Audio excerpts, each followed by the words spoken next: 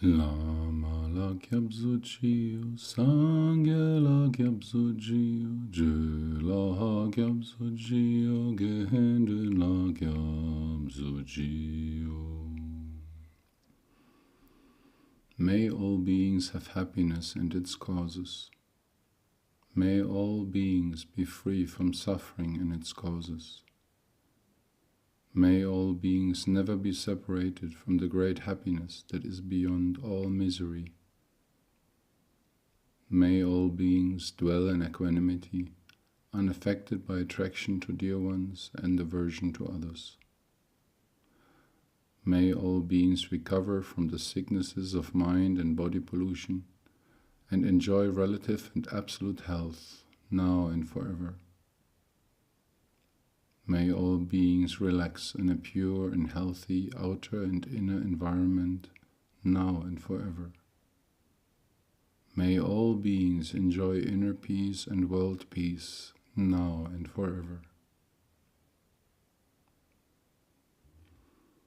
Malusam chen kungi gangyo chi döde punja hamidze jomze la mena malu yanda kengyo be chomden go jehene diye shek su.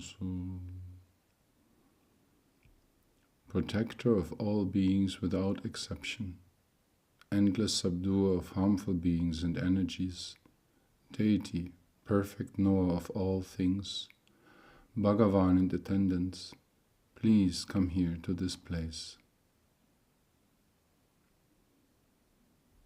Tilopa, the great Renunciate.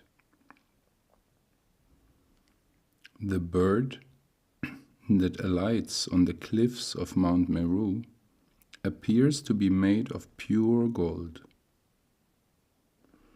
The sage who realizes that all is pure potential flies from the material world and alights in the Buddha fields of bliss. For many years, Tilopa performed priestly duties in the service of the king of Vishnunagar. Grateful for the great sage's efforts in teaching the Buddha's doctrines to innumerable disciples, the king rewarded him with a princely sum of 500 gold sovereigns a day. And yet, despite the success of his work and the gracious bounty of his life, Tilopa was very uneasy in his mind and distracted in his work. My life is meaningless, he thought to himself. There is some essential teachings for which my soul longs that I cannot discover in these luxurious surroundings. I must leave and seek enlightenment by living as a yogin. But whenever Tilopa attempted to resign, such a cry of dismay and loss rose from his disciples and from the court and the royal family that each time the king refused him permission to leave.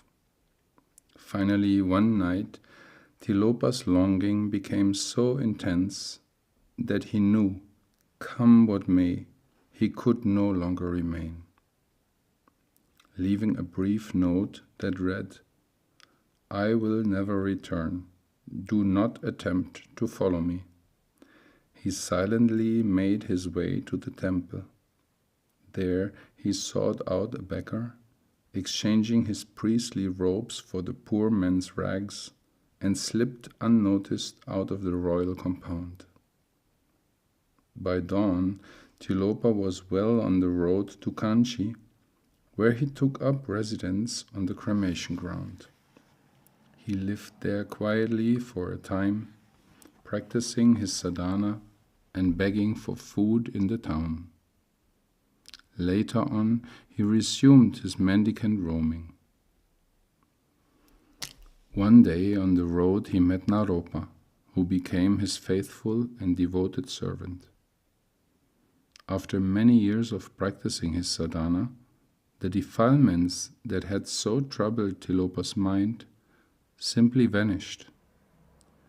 He attained Mahamudra Siddhi and was himself honored and served sumptuously in the paradise of the gods. He acquired the siddhis of body, speech and mind and became universally renowned. After setting innumerable beings on the path of enlightenment, he ascended to the paradise of the Dakinis. Ni modele tsendele, ni megohungyandele kshin, nin sentag dudelek be, kunjosum gi jingilo, kunjosum gi ngodrobzo, kunjosum gi tashisho. At dawn or dusk, at night or midday, may the three jewels grant us their blessings. May they help us to achieve all realizations and sprinkle the path of our lives with various signs of auspiciousness. Tashi Delek.